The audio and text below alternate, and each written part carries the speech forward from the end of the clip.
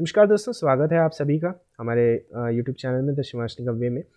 दोस्तों, आज की वीडियो में काफ़ी सारे क्वेश्चंस हैं आप लोगों के। ठीक है, 200 सब्सक्राइबर Q&A स्पेशल है मेरा ये एपिसोड। और वैसे तो 200 कोई बहुत बड़ा माइलस्टोन नहीं होता है। माइलस्टोन्स जो हैं आपकी 100, 500 या 1000 होते हैं, जहाँ पे ऐसी कुछ वीडियोस बनाई जा सकती हैं। ठीक है, बट मुझे नहीं पता मैं 500 तक पहुँचूंगा या नहीं, इसीलिए मैंने सोचा कि क्यों ना इस मौके को लिया जाए और 200 पे ही सेलिब्रेट किया जाए, क्योंकि पता नहीं मैं 300 तक भी पहुँचूंगा या नहीं। राइट। तो ज़िंदगी का कुछ पता नहीं है, कोरोना वायरस ने हमें बहुत सारी चीज़ें सिखा दी हैं। तो जो भी खुशियाँ हैं आपके पास, छोटी हैं या बड़ी हैं, आपको उन्हें सेलिब्रेट करते रहना चाहिए। तो इन्हीं शब्दों के साथ मैं स्टार्ट करता हूँ आज की वीडियो को। तो ये जो पीपीटी बनाई है मैंने, इसको हम बाद में डिस्कस करेंगे, बाद में देखेंगे इसको। सबसे पहले क्वेश्चंस की बात करते हैं, काफ़ी अच्छे क्वेश्चंस हैं। पहला क्वेश्चन है, sir I am doing swing trading for 6 to 8 months now, I want to do intraday, guide me for that as I am little bit confuse regarding intraday trading. दोस्त, 6 to 8 months अगर आप कह रहे हो कि आप swing trading कर रहे हो, तो मैं मान रहा हूँ कि आप लगभग जून से स्विंग ट्रेडिंग कर रहे होगे। जून में सबसे पहले तो आप देखो कि निफ्टी का लेवल क्या था। ठीक है, अपनी स्विंग ट्रेडिंग की परफॉर्मेंस को सबसे पहले आपको निफ्टी से कंपेयर करके समझना है। ठीक है, क्योंकि देखो इस ट्रेंड में ना, जब मार्केट इतने स्ट्रॉन्ग ट्रेंड अप ट्रेंड में थी, तो स्विंग ट्रेडिंग से पैसा कमाना बहुत आसान है। ठीक है, मुश्किल नहीं है। बट आप देखो, सबसे पहले जून में अगर आप आ जाओ, या जब भी आपने ट्रेडिंग स्टार्ट की, मान लो, मैं मान रहा हूँ कि आपने जून से स्टार्ट किया, निफ्टी लगभग यहाँ पे था, मैं कह रहा हूँ कि चलो जून, ठीक है, मान लो यहाँ पे मान लिया मैंने 9700, या आप लो पे भी एंटर हुए, जिस भी लेवल पे आप एंटर हुए आप उस लेवल को देख लो, 9700, 500, 9500 का एक राउंड ऑफ लेवल ले लो, यहाँ पे 14500 का लेवल ले लो। ठीक है, 640 पे आप 500 का ले लो। तो 9500 से लेकर 14500 तक निफ्टी ने 5000 पॉइंट का रिटर्न दिया है। ये 5000 पॉइंट का जो रिटर्न निफ्टी ने दिया है, वो कितना परसेंटेज है 9500 का, उस हिसाब से आप निकालो कि निफ्टी ने रिटर्न्स कितने दिए हैं। फिर आप निकालो कि क्या आपके पोर्टफोलियो में आपने स्विंग ट्रेडिंग करके उतने रिटर्न्स कमाए हैं या नहीं कमाए। अगर आपने उससे ज़्यादा रिटर्न्स कमाए, निफ्टी को आउट परफॉर्म किया है, तो बहुत अच्छा है आपके लिए। इसका मतलब है कि आप किसी भी मार्केट में आप स्विंग ट्रेडिंग अच्छी करोगे। तो बस आपको जो अपनी एज है, या जिस भी तरीके से आप ट्रेडिंग कर रहे हो, आपको उसको बरकरार रखते हुए उसको तो आगे बढ़ाना ही है। मतलब स्विंग ट्रेडिंग का जो कैपिटल है आपका, उसको तो आपको इंट्राडे में बिल्कुल नहीं लाना है। हाँ, कुछ एक्स्ट्रा कैपिटल आपके पास है तो उससे आप इंट्राडे ज़रूर करो। अब अगर आप कंफ्यूज्ड हो, तो मैं जो आज का मेरा ट्रेड है, मैं आपको उस ट्रेड को थोड़ा सा समझाऊंगा। एक फर्दर क्वेश्चन अभी आने वाला है, किसी और का है, how to select targets for intraday. तो इस क्वेश्चन में मैं आज का जो ट्रेड है उसको समझाऊंगा, उसमें आप समझ जाओगे अच्छे से कि आप इंट्राडे के लिए कैसे अपने लेवल्स फाइंड आउट कर सकते हो। देखो, जनरली मेरे लिए सबसे पहले तो मैं आपको ये बताऊंगा कि मेरे चैनल पे जाके भाई आप इंट्राडे नाम से सर्च करो, आपको एक वीडियो मिलेगी, intraday stock selection, how to select stocks for intraday trading. ये वीडियो आप देख लो। इस वीडियो के बेसिस पे आप स्टॉक सेलेक्ट कर पाओगे, किस तरीके से सेलेक्ट करना है सब कुछ मैंने बताया हुआ है इसमें। ठीक है, एक बार जब आप स्टॉक सेलेक्ट कर लो, तो आप सबसे पहले फाइंड आउट करो कि उन स्टॉक्स में से कौन सा स्टॉक बुलिश है और कौन सा स्टॉक बेरिश है। ठीक है, ये फाइंड आउट करना बहुत आसान है। आप डेली का चार्ट लगाओ, किसी भी मूविंग एवरेज को देख लो, आपको ट्रेंड पता चल जाएगा। या फिर आपको कैंडल स्टिक में नहीं समझ में आ रहा है, तो आप व्यू को चेंज करके आप लाइन चार्ट पे आ जाओ। ठीक है, या सॉरी, यहाँ पे डिस्प्ले पे जाओ। ठीक है, और इस पर लाइन चार्ट कर दो, तो आपके पास ये सामने लाइन चार्ट आ जाएगा। आपको बहुत क्लियरली चीज़ों को आप समझ पाओगे कि किस ट्रेंड में है। जो आपके बुलिश स्टॉक्स हैं, आप अपने लिए एक क्राइटेरिया ये रख सकते हो। एक बहुत ही बेसिक लेवल की स्ट्रैटेजी है कि जो बुलिश स्टॉक्स हैं, आप जनरली ये सोचो कि जब अगर मान लो मैं सुबह उठता हूँ और देखता हूँ कि मार्केट पॉजिटिव है, मार्केट ग्रीन है, मार्केट अप है, तो मैं कोशिश करूँगा कि जनरली जो मेरे बुलिश स्टॉक्स हैं मैं उनको बाई करूँ। ठीक है, उन्हीं को मतलब कोई भी सपोर्ट के आसपास आएंगे तो उनको बाई करूँगा और बेरिश स्टॉक्स को अवॉइड करूँगा।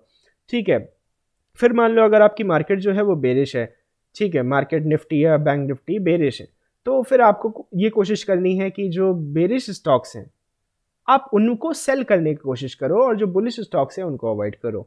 ठीक है, इस तरीके से एक बिगिनर, मुझे लगता है, बहुत ही आसानी से ट्रेडिंग को सीख सकता है, स्टार्ट कर सकता है। जब आप इस चीज़ को थोड़ा सा सीख लो, थोड़ा सा समझ लो, इंट्राडे को समझ लो। इंट्राडे में जनरली आप 5 मिनट का चार्ट यूज़ करो। ठीक है, 5 मिनट के चार्ट पे आप अपने पैटर्न्स को समझो। चार्ट पैटर्न्स जो हैं वही हैं बेसिकली, हैमर कैंडल स्टिक होती है, शूटिंग स्टार होती है, मॉर्निंग स्टार और इवनिंग स्टार। जनरली मुझे लगता है ये पैटर्न्स इंट्राडे के लिए सफिशिएंट है, इससे ज़्यादा आपको कुछ भी ज़रूरत नहीं है। ठीक है, कुछ पैटर्न्स हो सकते हैं जैसे ट्वीज़र वगैरह होते हैं। ठीक है, मतलब कैंडलस्टिक के जितने पैटर्न्स हैं, अगर आपको उतने भी आते हैं, लेकिन किसी एक चीज़ को यूज़ करना है और कंसिस्टेंटली यूज़ करना है, तो मैं कहूँगा अगर आप for a beginner just start with hammer and shooting star. Just start with these two pattern. So जब भी आप बाई कर रहे हो, किसी भी हैमर पे बाई कर रहे हो, सपोर्ट के आसपास हैमर बन रहा है तो बाई कर रहे हो, और जब भी सेल कर रहे हो किसी शूटिंग स्टार पे सेल कर रहे हो, रेजिस्टेंस के आसपास शूटिंग स्टार बन रहा है तो सेल कर रहे हो, ठीक है। और सेल उसी में कर रहे हो जो बेरिश है, और बाई उसी में कर रहे हो जो बुलिश है। मुझे लगता है एक ये स्ट्रैटेजी हो सकती है और इसके अराउंड आप वर्क कर सकते हो। प्लस कुछ पैरामीटर्स हैं, कुछ लेवल्स आप अपने लिए लिख सकते हो। सबसे पहले प्रीवियस डे का जो हाई है, प्रीवियस डे का जो लो है, प्रीवियस डे का ओपन और प्रीवियस डे का क्लोज, इन 4 लेवल्स को अपने चार्ट पे हमेशा मार्क करके रखना है। शायद इसके कुछ ट्रेडिंग व्यू पे इंडिकेटर्स भी आते हैं जो ऑटोमेटिकली आपके लिए मार्क कर देते हैं चार्ट पे, तो आप उन इंडिकेटर्स को भी देख सकते हो। जनरली आप प्रीवियस डे की रेंज को कोई स्टॉक अगर प्रीवियस डे की रेंज के अंदर ही ट्रेड कर रहा है तो उस स्टॉक को अवॉइड भी कर सकते हो, मान सकते हो कि वो स्टॉक जो है वो होल्ड कर रहा है और वो कहीं ज़्यादा बड़ी मूवमेंट किसी भी डायरेक्शन में नहीं देगा, ठीक है। तो ये सारी चीज़ें हैं। हाँ, एक चीज़ आपको जरूर ध्यान में रखनी है कि स्विंग ट्रेडिंग, इन्वेस्टमेंट या इंट्राडे, तीनों बड़ी अलग अलग चीज़ें हैं भाई। स्विंग ट्रेडिंग में आपके ऊपर कोई टाइम की लिमिटेशन नहीं होती है, आप बड़े बड़े टारगेट्स के लिए होल्ड कर सकते हो, आपका एक विनर जो है आपके 10 लूजर्स को बीट कर सकता है। इंट्राडे में वो चीज़ नहीं है। इंट्राडे में वो चीज़ इसलिए नहीं है क्योंकि आपको अपना जो ट्रेड है वो एंड ऑफ द डे तक आपको स्क्वायर ऑफ करके जाना है, ठीक है। फिर जैसे जैसे आप एडवांस्ड हो जाओ, जैसे जैसे आप इंट्राडे में और महारत हासिल कर लो, ठीक है, और चीज़ों को सीख लो, फिर आप कोशिश करना कि जो बुलिश स्टॉक्स हैं आप उनको भी शॉर्ट करना शुरू कर दो, और जो बेरिश स्टॉक्स हैं उनको भी बाइंग करने की अपॉर्चुनिटी ढूंढना शुरू कर दो। लेकिन कब? शॉर्ट तभी करना है बुलिश स्टॉक्स को जब लॉन्ग अनवाइंडिंग हो रही हो, और बाइंग तभी करना है बेरिश स्टॉक्स को जब शॉर्ट कवरिंग हो रही हो। तो ये सारी जो चीज़ें हैं वो अगर आपको नहीं पता है तो आप इनको इन टर्म्स को सर्च कर सकते हो। चलो आगे बढ़ते हैं नेक्स्ट क्वेश्चन पे। तो नेक्स्ट क्वेश्चन हमारा क्या है, देखता हूँ मैं। टेक्निकल एनालिसिस प्लेलिस्ट कब से स्टार्ट करोगे? करेंगे जी, बिल्कुल करेंगे। आप लोग याद नहीं दिलाते हो, नहीं तो अभी तक स्टार्ट हो गई होती। चलो करते हैं स्टार्ट, ठीक है। ऑप्शन बाइंग करनी चाहिए या नहीं? ओके, करनी चाहिए। क्यों नहीं करनी चाहिए? ऑप्शन बाइंग क्यों नहीं करनी चाहिए? देखो, मार्केट में जितनी स्ट्रैटेजी है ना, कोई भी स्ट्रैटेजी ऐसी बेकार नहीं है, कोई भी ऐसी चीज़ नहीं है। देखो, मैं एक ऑप्शन लगा के रखा हूँ आज, ये देखो, ये 35,900 का पुट।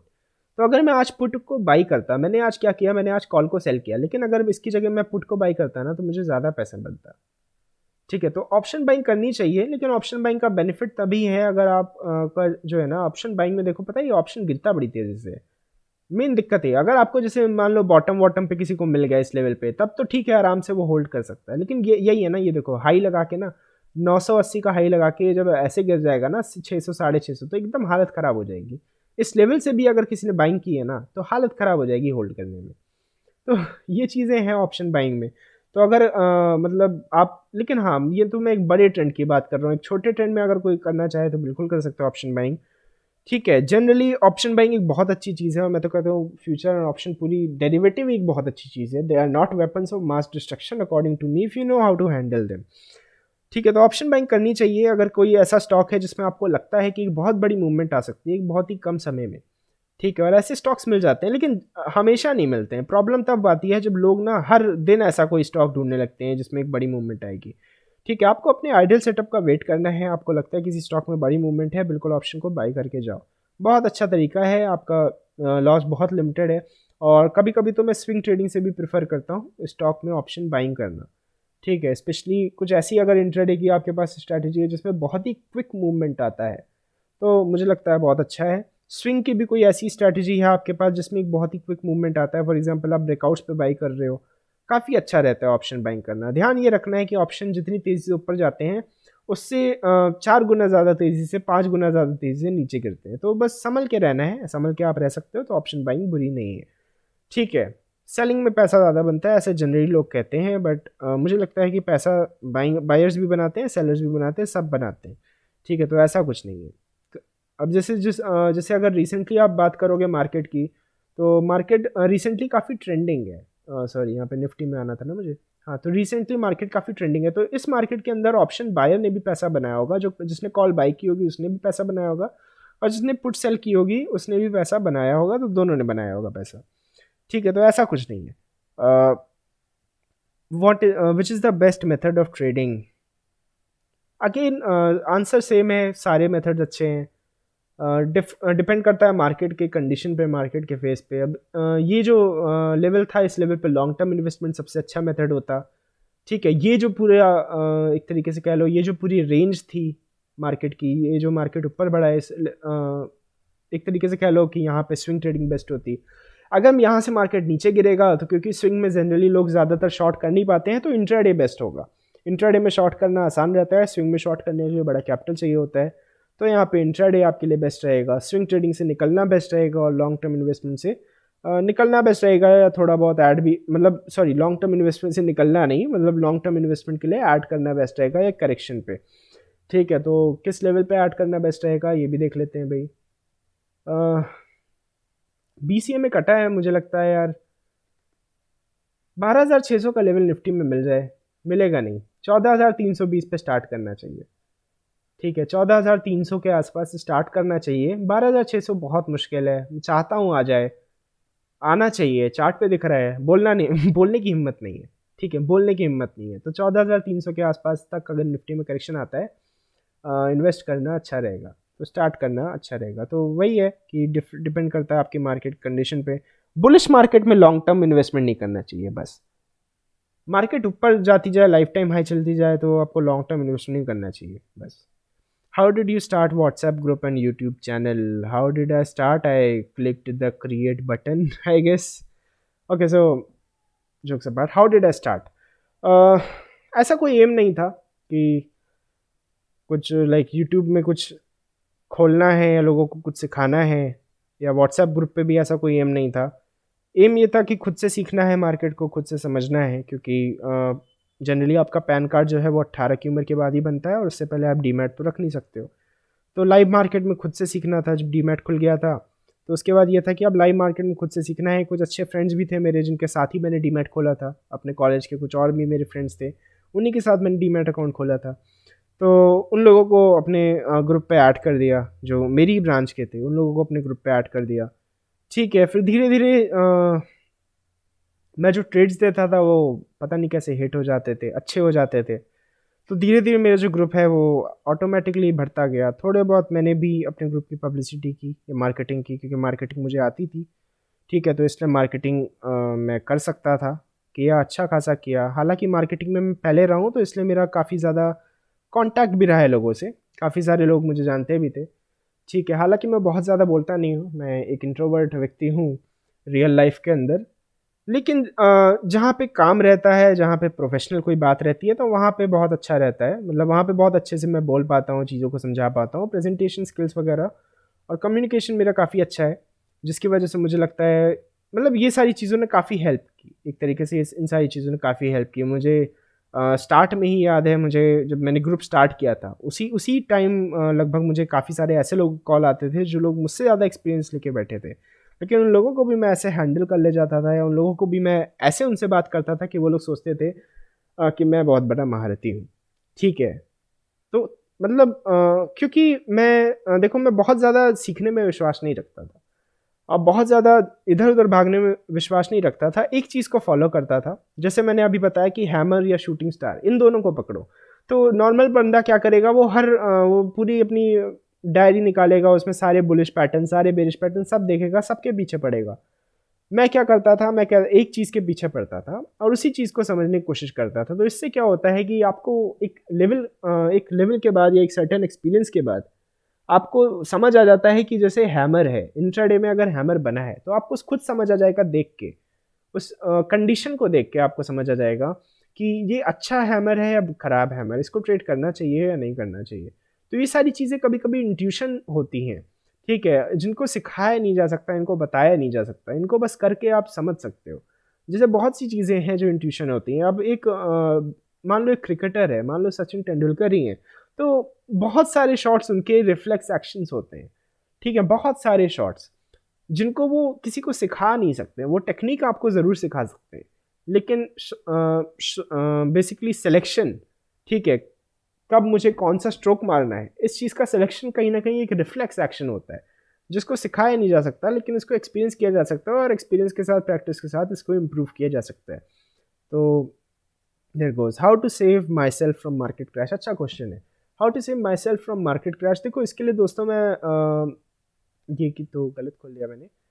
इसके लिए दोस्तों मैं अपना ईएमए का जो सेटअप है उसको यूज़ करता हूँ। जनरली नॉर्मली मेरे लिए अभी जैसे मैं मार्केट की कंडीशन को देखता हूँ, मान लो कि मैं लास्ट के कुछ टाइम में मार्केट जब से बुलिश हुई है, अगर मैं उस टाइम से आ जाऊँ तो देखो मार्केट यहाँ पे बुलिश हुई है, 20 ईएमए यहाँ पे क्रॉस किया है इसने। उसके बाद देखो मार्केट एक बार 200 ईएमए पे आई है, ठीक है, डेली के 200 ईएमए पे एक बार आई है। उसके बाद देखो मार्केट ने यहाँ पे 100 ईएमए टच किया है, 100 ईएमए टच किया, तो इसलिए भी मैं उम्मीद कर रहा हूँ कि मार्केट अगर नीचे आएगी तो 100 ईएमए से ही शायद वापस लौट जाएगी। ठीक है, अगर 100 ईएमए टूटता है तो भाई वो 200 ईएमए आना है। ठीक है, 100 ईएमए टूटता है तो 200 ईएमए आना है। फिर उसको मुझे लगता है ये बीच में जो सॉरी 100 ईएमए कह रहा हूँ, 50 ईएमए, ये जो पिंक लाइन है 50 ईएमए है। हाँ, तो ये 50 ईएमए की जो लाइन है ये पिंक लाइन है। हाँ, तो 50 ईएमए अगर टूटता है तो 200 ईएमए तक आना चाहिए, जैसा कि हमने पिछली बार देखा है। ठीक है, तो इस तरीके से आप एक अपनी बेसिकली साइकोलॉजी बना सकते हो कि चलो मेरा जो पोर्टफोलियो अगर 100 ईएमए जैसे नीचे जाएगा, मान लो मार्केट 14,300 के भी आसपास नीचे जाता है या किसी वीक में क्लोज कर देता है इसके नीचे, तो फिर मैं एग्जिट कर सकता हूँ। फिर 12,640 के आसपास मुझे दोबारा मौका मिलेगा एंट्री करने का। ठीक है, फिर अगर देखो इस मेथड को आप फॉलो करते हो ना, तो किसी क्रैश में भी, जैसे 2008 या 2020 का भी क्रैश होगा ना, तो उसमें भी मार्केट आपका कुछ बिगाड़ नहीं पाएगा। जैसे 2020 में भी ये जो 200 ईएमए है, ये कहाँ है, 11,600 800 पे। इसी बेसिस पे तो मैंने बोला था एग्जिट करने को, और कोई तरीका नहीं था मेरे पास। मेरे पास ऐसे कोई जादू की छड़ी नहीं है भाई। यही सब चीज़ें हैं जो मैं देखता हूँ, यूज़ करता हूँ, और इन्हीं बेसिस पे मैं लोगों को बोलता हूँ कि एग्जिट कर दो यार। और इस पे आप बहुत सिंपल रख सकते हो, जब 200 ईएमए के जब ऊपर आ जाएगा तो मैं फिर ले लूँगा। ठीक है, हालांकि आप थोड़ा सा यहाँ पे लेट हुए हो, मान लो आपने 200 ईएमए के रूल को फॉलो किया होता तो आपने लगभग यहाँ पे लिया होता 10,500 पे। ठीक है, लेकिन उसके बाद भी आपको रिटर्न बना है। उसके बाद भी तो कुछ चीज़ें हैं, जैसे अब इस ईएमए के सेटअप में सबसे, अब देखो हर चीज़ का एक ड्रॉबैक है। इस ईएमए के सेटअप का ड्रॉबैक ये है कि आपको टॉप के आसपास निकाल देगा लेकिन बॉटम के आसपास एंट्री कभी नहीं करवा पाएगा। तो बॉटम के आसपास एंट्री करने के लिए आप किसी और स्ट्रैटेजी को यूज़ करते हो। जैसे मैं एक स्ट्रैटेजी को यूज़ करता हूँ, बॉटम के आसपास अगर मुझे मतलब कुछ भी है जो अच्छे अच्छे स्टॉक्स हैं, उन्हीं में आप देखो अगर काफ़ी सस्ते वैल्यूएशंस पे है, इंट्रिंसिक वैल्यू कैलकुलेटर्स हैं ऑनलाइन, उनको आप यूज़ करके आप उनको समझ सकते हो कि वो जो स्टॉक्स हैं वो अच्छी वैल्यू पे हैं या नहीं है। ठीक है, तो जब आप डिफरेंट स्ट्रैटेजीज़ को कंबाइन करते हो तो जनरली एक स्ट्रैटेजी का जो ड्रॉबैक है वो दूसरी स्ट्रैटेजी के एडवांटेज से कवर हो जाता है। तो ऐसा ही मुझे लगता है किसी इंसान को करना चाहिए। ऐसा ही मैं करता हूँ, ऐसा ही मैं मानता हूँ लोगों को करना चाहिए। हाउ टू लर्न ट्रेडिंग दोस्त, इसके लिए मैंने एक वीडियो बनाई हुई है, प्लेलिस्ट बनाई हुई है, पूरा चैनल ही मेरा इसी चीज़ पे है। इसको आंसर करना बड़ा सिंपल नहीं है। पूरा चैनल ही मेरा इसी चीज़ पे, आप मेरे चैनल को देखें, शायद कुछ चीज़ें समझ में आएंगी। दूसरे लोगों को चैनल को भी देख सकते हैं। ठीक है, हर जगह से सीखने की कोशिश करें।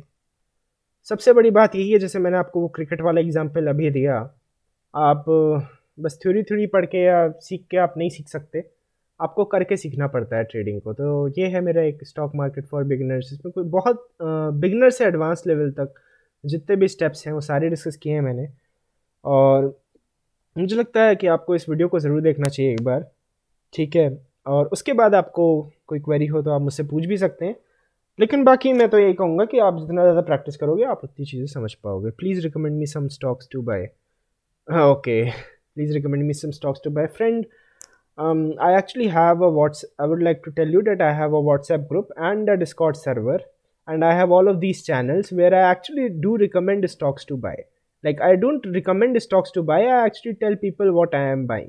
So if you like what I am buying, you can actually buy that. I'm not a registered investment advisor, and so I just cannot recommend you stocks to buy.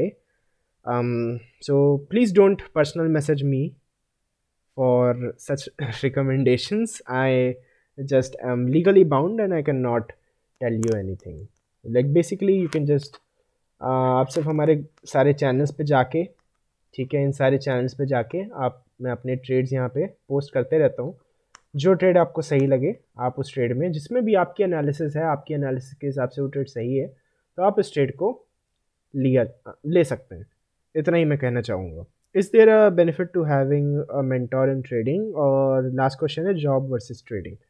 इन दोनों क्वेश्चंस के लिए दोस्तों मैंने एक प्रेजेंटेशन तैयार की है। मैं उसको ये वीडियो क्योंकि लंबी हो रही है तो मैं उस प्रेजेंटेशन को आपको नेक्स्ट वीडियो में बताता हूँ। ठीक है, तो सेकंड पार्ट रहेगा इस वीडियो का, जो कि नेक्स्ट वीडियो रहेगी, उस वीडियो में डिस्कस करते हैं। फाइनली मैं डिस्कस कर लेता हूँ कि ये जो मेरा आज का ट्रेड था वो कैसा था, जिससे आपको थोड़ी सी एक आइडिया मिल जाए कि किस तरीके से ट्रेड करना चाहिए। अब देखो यहाँ पे दोस्तों, अगर आप एक चीज़ को नोटिस करने की कोशिश करोगे तो ये है आज का दिन, ठीक है, 22 फरवरी। मैंने आपको इस लेवल पे बताया था, ठीक है, इस लेवल पे मैंने बताया था, ये लेवल था 36,000। इसको मैं देखो, इधर देखना है, इधर, ठीक है, इधर लो और हाई को देखना। अगर आप हाई देख रहे हो तो 36,127 का हाई है, 35,970 का लो है। अब इधर आ जाओ, शायद इसमें नहीं बताया, शायद मैंने बताया है व्हाट्सएप ग्रुप पे। देख लेता हूँ एक बार मैं। हाँ, इसमें मैंने बस बेरिशनेस की बात की है, मैंने व्हाट्सएप पे बताया आपको। खैर आप लोग देख, चलो मैं 1 मिनट थोड़ा सा इसको पॉज करता हूँ। जी, तो ये देखिए, okay, so bank Nifty resistance, I have sold a call. Okay, stop loss है 36,130 का। इसको भी मैं दिखा देता हूँ आपको, ये क्या है। ये देखो, ये जो लेवल है ये है 35,925 का लेवल, ठीक है। 35,000 कितने टाइम पे मैंने भेजा है, कितने टाइम पे मैंने भेजा है, 952 पे। अब देखो बहुत ज़्यादा अच्छे से ड्राइंग वगैरह करके प्रोफेशनली एडिट करके भैया कंटेंट में भेज नहीं पाता हूँ, या मेरी कोई टीम नहीं है एडिट करने के लिए उस चीज़ को, ठीक है। तो और प्लस लाइव मार्केट में मुझे खुद का भी ट्रेड देखना रहता है, मेरे जितने और लोग हैं उनका भी ट्रेड देखना रहता है, तो ये चीज़ें पॉसिबल नहीं है। अब देखो यहाँ पे अगर मैं कहूँ, ये जो लाइन है, ये जो लाइन है, देखो इसको ध्यान से देखो आप।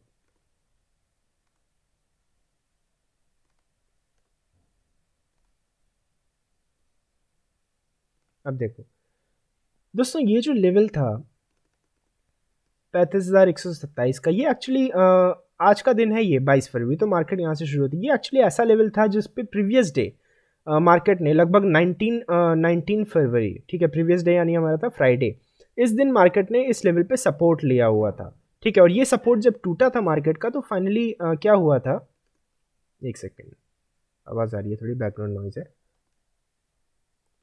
सो यहाँ पे जैसे आप देखोगे तो प्रीवियस डे मार्केट ने सपोर्ट को ब्रेक डाउन किया था, इसके बाद वापस इसको रिटेस्ट करना चाहिए था, करने की कोशिश भी कर रहा था, ठीक है। सपोर्ट को ब्रेक डाउन करने के बाद वापस रिटेस्ट करने के बाद डाउन ट्रेंड को जनरली एक स्टॉक कंटिन्यू करता है, ये मार्केट का स्ट्रक्चर होता है, मार्केट की चाल होती है। मैं उम्मीद करता हूँ इन चीज़ों को आप समझते होंगे। तो यहाँ पे रिटेस्ट करने के बाद मार्केट रिटेस्ट करने जा रहा था, बट यहाँ पे दिन खत्म हो गया। तो ये जो कैंडल है 3:25 की, इस पर दिन खत्म हो गया। तो ये क्या हुआ, बेचारे रिटेस्ट नहीं कर पाए। तो आज जैसे ही सुबह मार्केट खुली ना, ये सबसे पहले तेज़ी से एक बुलिश कैंडल बना के भागा ऊपर की तरफ, और क्या गया, बस रिटेस्ट करने गया इस लेवल को, और कुछ नहीं करना था इसको और कुछ करना नहीं था, इसको बस लेवल को रिटेस्ट करना था। रिटेस्ट करते ही जैसे इसने एक शूटिंग स्टार बना दिया ना, अब सबसे बड़ी बात है, ये देखो इस शूटिंग, इधर से देखो, इधर ऊपर इस शूटिंग स्टार का हाई देखो 36,127, 36,127। अब एक चीज़ दिखाता हूँ, इसका लो देखो, यहाँ ऊपर देखो ना, इसका लो है 36,126.65।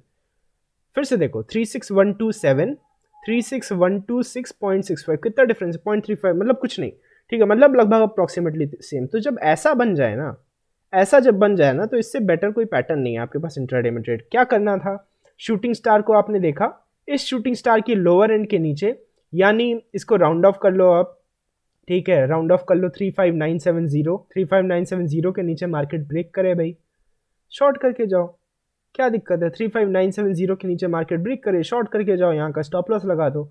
हो सकता है कुछ दिन आपका स्टॉप लॉस हो जाएगा, लेकिन मैक्सिमम कंडीशन में आपको ट्रेड मिल जाएगा। जब आप इस टाइप की कंडीशन अपने लिए बना के उस पर ट्रेड करोगे, तो मैक्सिमम कंडीशन में आपको एक अच्छा ट्रेड मिल जाएगा। अच्छा, एक क्वेश्चन था कि हाउ टू सिलेक्ट टारगेट्स। तो देखो इसमें टारगेट कैसे, अब देखो मान लो मैं चार्ट को थोड़ा सा हाइड करता हूँ अभी, ठीक है। मान लो अभी मेरे पास ये इतना चार्ट है मेरे पास, ठीक है, इतना चार्ट है, मतलब मुझे यहाँ से मार्केट शुरू हुई है, यहाँ ऊपर गई है, ऊपर जाके शूटिंग स्टार बनाया मेरे रेजिस्टेंस पे। अब मेरे पास इतना चार्ट है, थोड़ा सा मैं धीरे धीरे इस चार्ट को आगे बढ़ाता हूँ। तो अभी तक तो मुझे बने रहना है, मान लो अगर मैंने शॉर्ट किया हुआ है यहाँ पे, अभी तक मुझे बने रहना है, ठीक है। जनरली अभी मैं यहाँ पे ढूंढ रहा हूँ अपने लिए सपोर्ट के लेवल्स। तो पहला जो सपोर्ट का लेवल है वो मुझे पता है कि ये है, ठीक है, क्योंकि मार्केट ने ओपनिंग में ही, आज के दिन ओपनिंग में ही मार्केट ने इस लेवल पे एक बहुत शानदार हैमर बना के बुलिश कैंडल बनाया। तो अगर मार्केट रिटर्न होना चाहेगी तो यहीं से होगी। तो जब सबसे पहले मुझे इस लेवल के आसपास ऐसे कुछ रिजेक्शंस दिख जाएंगे, मार्केट होल्ड होती हुई दिख जाएगी, तो इस लेवल पे मैं कोशिश करूंगा कि थोड़ी बहुत अपनी पोजीशन जो है वो रिड्यूस करूं, या फिर अगर पोजीशन, अगर मान लो मेरा रिस्क रिवॉर्ड कंप्लीट हो गया होगा, जैसे इस लेवल पे मेरा रिस्क रिवॉर्ड जो था, रिस्क था मेरा 137 पॉइंट्स का, लगभग 140 मान लेता हूँ, ठीक है, इस लेवल तक, यानी अगर मैं किसी भी इस लेवल पे बात करता हूँ, ठीक है, 35,800 पे, तो लगभग 170 पॉइंट्स मुझे मिल चुके हैं यहाँ तक, ठीक है, लगभग 170 150 के अराउंड कुछ मिला होगा, ठीक है। तो मेरा जो रिस्क रिवॉर्ड था उस हिसाब से मैं यहाँ पे डन कर सकता हूँ, अपने ट्रेड को क्लोज कर सकता हूँ और कोई दिक्कत नहीं है। तो मैं यहाँ पे एक प्रॉफिट को बुक करने की कोशिश करूँगा 50% क्वांटिटी या 70% क्वांटिटी। अब ये मैं इंडेक्स में बता रहा हूँ, ये किसी भी स्टॉक में भी वैलिड है। उसके बाद जो दूसरा सपोर्ट जोन है वो मुझे दिख रहा है इधर है या इधर है, तो मतलब इन दोनों के लगभग इस पूरे को जोन मान सकता हूँ। तो अब ये जो सपोर्ट जोन है, ये जो सपोर्ट जोन है, मुझे इस एरिया में भी देखना है कि क्या कोई ऐसी रिजेक्शंस बन रही हैं, मार्केट होल्ड कर रहा है इस लेवल पे। तो देखो इस लेवल पे मार्केट ने होल्ड किया है, लेकिन क्या किया है मार्केट ने, इस लेवल को नीचे में काट के होल्ड किया है।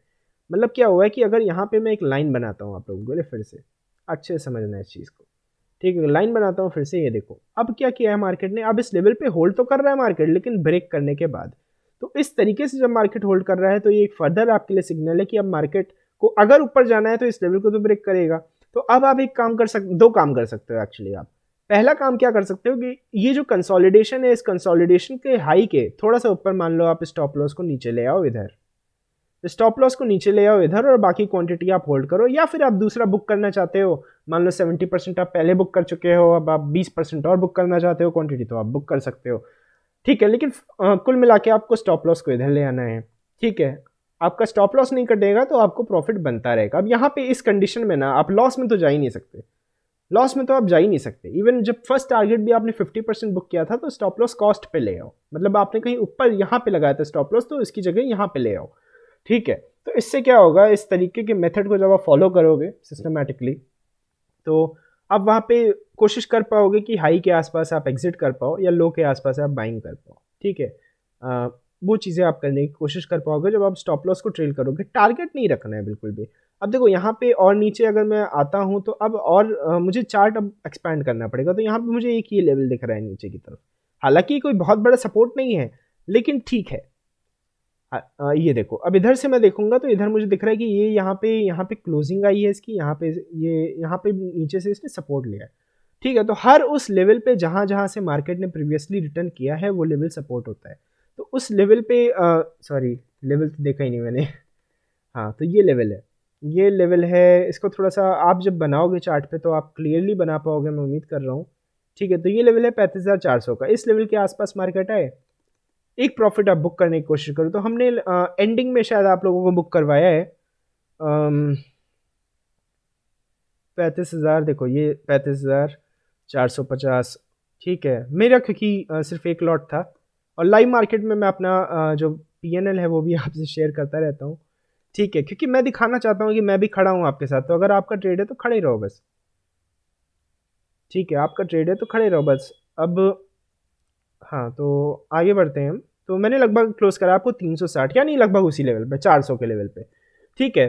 तो बस ये चीज़ जो लाइव मैंने मार्केट में की थी वही चीज़ आपको बता रहा हूँ, ठीक है। अब इसके बाद देखो, आपको अब कोई सोचे कि मैं एकदम यहाँ पे एग्जिट कर लूँ तो वो पॉसिबल नहीं है, ठीक है, वो पॉसिबल नहीं है। आप बस ये कर सकते हो कि जहाँ जहाँ आप कोशिश कर सकते हो स्टॉप लॉस ट्रेल करने की, ठीक है। मान लो कोई जैसे अब कुछ लोग ऐसी भी स्ट्रैटेजी यूज़ करते हैं कि जब जब नया लो बन रहा है तो प्रीवियस हाई पे आप स्टॉप लॉस ट्रेल कर लो, ठीक है। तो आप जो भी स्ट्रैटेजी आपके हिसाब से, अब यही तो बैक टेस्टिंग का काम है, यही काम है बैक टेस्टिंग का, यही काम है। आप किसी स्ट्रैटेजी को जब बना रहे हो तो उसको बनाओ फिर अच्छे से, उसको समझो अच्छे से, ठीक है। यही सब तो आपको समझना है मार्केट में कि किस लेवल पे मुझे ट्रेल करना है, किस लेवल पे मुझे एंट्री लेनी है, किस लेवल पे एग्जिट करना है। और यही जब आप करते रहोगे, सीखते रहोगे, यही आपका इंट्यूशन बन जाएगा। बहुत बार आपको चार्ट देख के ही समझ आ जाएगा कि अच्छा इस लेवल पे ट्रेल करना सही रहेगा या नहीं रहेगा, ठीक है। तो ये सब चीज़ें हैं, ठीक है। चलो बहरहाल आज की वीडियो, इस वीडियो को ख़त्म करते हैं यहाँ पे, और इस वीडियो का पार्ट 2 को मैं बनाना शुरू करता हूँ। चलो।